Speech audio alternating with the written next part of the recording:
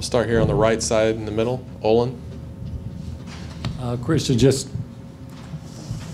after this game, how do you feel? How do you think the team feels about this game and this win? Is that a win you celebrate? Mm-hmm. In my eyes, a win's a win. Obviously, offensively, we would like to put more points on the board. But like I said, a win's a win.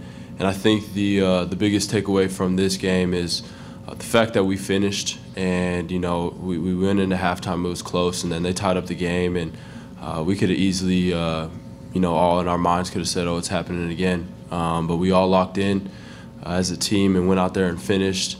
The biggest thing too was it was a short week, and we still had a lot of guys banged up from the UCLA game, and we only had 1 day of install to really practice the plays that we were going to run in our game plan, and then go out there on Saturday and run them. And that's integral, especially when it comes to practices. Getting the timing down to all the new install plays. So the fact that we were able to go out and run those plays and execute the way we did, not as good as we'd like to, but the fact that we finished and came away with the win was big time. Second row on the right, Christy. This is the second week you've had to play with two different quarterbacks in the same game. Is it tough to make the switch in the middle of the game? I mean, obviously they're different kinds of players. How does that go? I wouldn't say it's tough. In the beginning, you're still getting used to Kellen a little bit, seeing how he plays, going through his reads and whatnot, just adjusting to him and making sure that we're going out there and making plays for him. Just like Jake said, it's hard. These freshmen get put into big-time situations, and I expected to go out there and be perfect and make every play, but they're not going to do that. But I've said it countless times over and over again that Jake's been a guy when our back's against the wall who's been able to come in and get us going, and all of us receivers responded well to him. And once he comes in the game, we all know that he's going to make the right reads and go in there and play hard for us. So it's a little bit of an adjustment, but we obviously responded well with it. Front row, right side, Travis. With Jake in the game and his experience, was the offense able to move a little bit quicker, a little bit more up tempo, and is there just a little bit more confidence as a wide receiver when he's back there with his experience and the way he's able to throw the ball? Yeah, I know with me, just being able to play with him before from previous seasons, and kind of referring back to he's the experienced guy. He knows how to run the offense, and he comes to work every day, and he's a hard worker.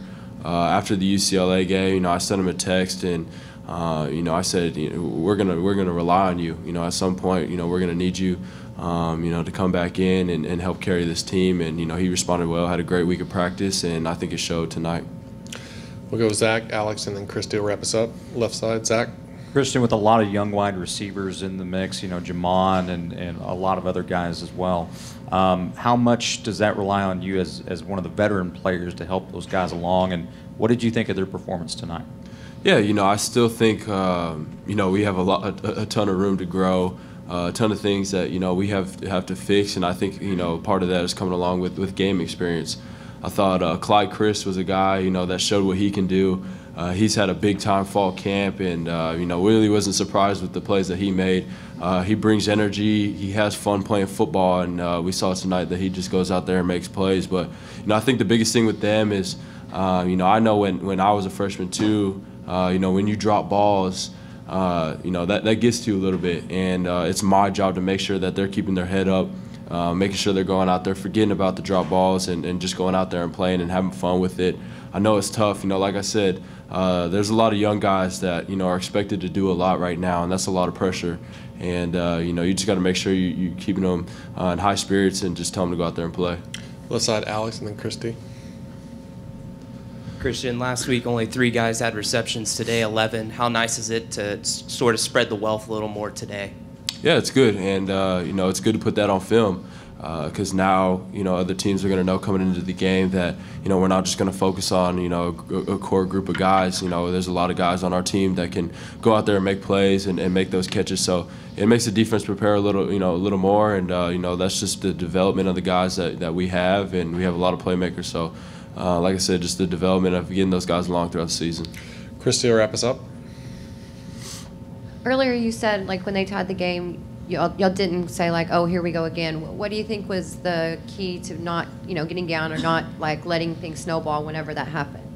Yeah, I think it's just we talked about it a lot this week, and we all knew just how we needed to respond and the chip on our shoulder that we had, and we all told each other as a team that that's never going to happen again. And that's part of changing the culture, and what we're trying to do around here is changing the culture and make sure we're finishing football games. And like I said, it's easy. I mentioned it last week. It's easy, human nature, when your back's against the wall, to kind of just take a step back and almost get reserved. But I think, with the help of the coaches and us, mentality-wise, we were able to, keep our foot on the throttle and go ahead and finish. All right. Thank you, Christian.